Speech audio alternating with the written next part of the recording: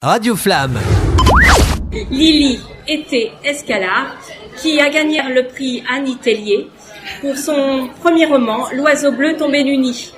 Ça mérite peut-être déjà un premier applaudissement, peut-être ici dans la salle pour les gens qui sont devant. Ça fait vraiment plaisir de vous recevoir ici sur cette scène. Merci à vous, moi je suis très heureuse d'être ici. Bravo pour ce prix. Le prix qui a été remis hier soir s'appelle Annie Tellier, du nom de l'ancienne présidente de l'association La Note Bleue. Et donc c'est un prix qui maintenant est remis chaque année. Et donc bravo pour ce beau prix reçu pour un premier roman. Merci à vous. Est-ce que vous pouvez nous en parler, nous dire de quoi il est question? Le titre déjà est très évocateur et très beau.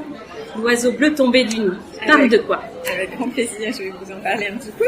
Alors en fait, lorsque l'on découvre les premières pages du livre, assez vite les lecteurs me disent qu'ils comprennent pourquoi ce titre, à quel personnage il fait référence, parce que finalement ça correspond à l'un des personnages les plus fragiles de l'histoire. Et je suis partie de quelques bribes de phrases, des propos similaires entendus enfant, toute petite, en étant bien trop jeune, 8, 9, 10 ans, pour en saisir l'importance et même le sens, je dirais. Mais en revanche, je saisissais l'importance de la transmission, de l'héritage, avec ces quelques mots transmis qui sont écrits d'ailleurs à la toute fin du livre. Oralement, en fait. Oralement, Oralement, voilà. Et ça tient en quelques lignes qui apparaissent à la toute fin du livre.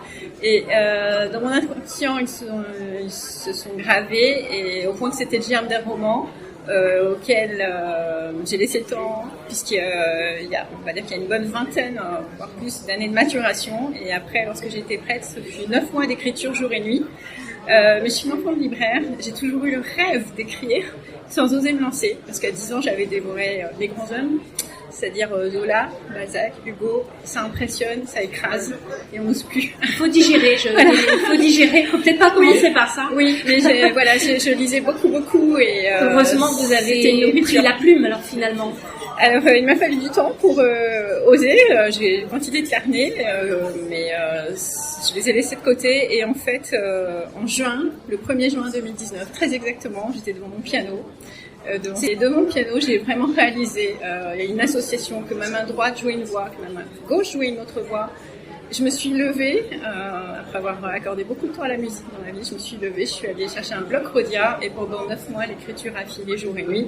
Les personnages étaient là, les paysages étaient là, elles ne m'ont pas quittée pendant 9 mois, vraiment jour et nuit, à tel point que parfois à la maison, on me disait, mais tu m'écoutes? Je disais oui, mais bon, c'était un aveu que j'écoutais, mais pas toujours, parce que vraiment, il y avait tous ces personnages en moi qui ne m'ont pas quittée. Alors, recevoir hier une récompense, ça va vous engager sur le commencement d'un nouveau roman?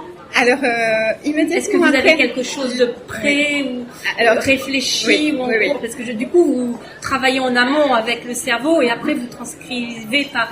Alors tout d'abord, c'est une auto-édition. Donc voilà, ça va me donner des ailes pour essayer de trouver une maison d'édition, puisque je le porte. C'était un challenge déjà. Et effectivement, à la fin de l'écriture de celui-ci, donc c'était en février 2020, après 9 mois d'écriture, le confinement est arrivé. Et donc voilà, c'était plus compliqué de communiquer avec les maisons, etc. C'est pour ça que je me suis lancée avec la plateforme Librinova.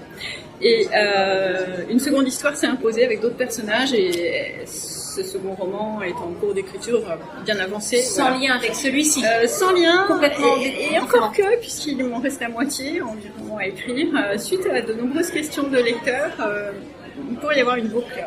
Voilà. Pas une seule seconde, je n'ai pensé à un lecteur éventuel ou potentiel. Voilà, j'étais dans un film, et ce qui est amusant, c'est que c'est le retour des lecteurs, hommes, femmes, lycéens, plus âgés, ils sont dans un film. Et voilà, ça c'est un immense plaisir dans un salle, parce que quelque chose soit passé. En tout cas, on le voit bien, vous avez un sourire, vous l'aimez ce bébé. Hein. Je le porte. Oui. Plus que notre en tout cas. Je souhaite qu'il s'envole.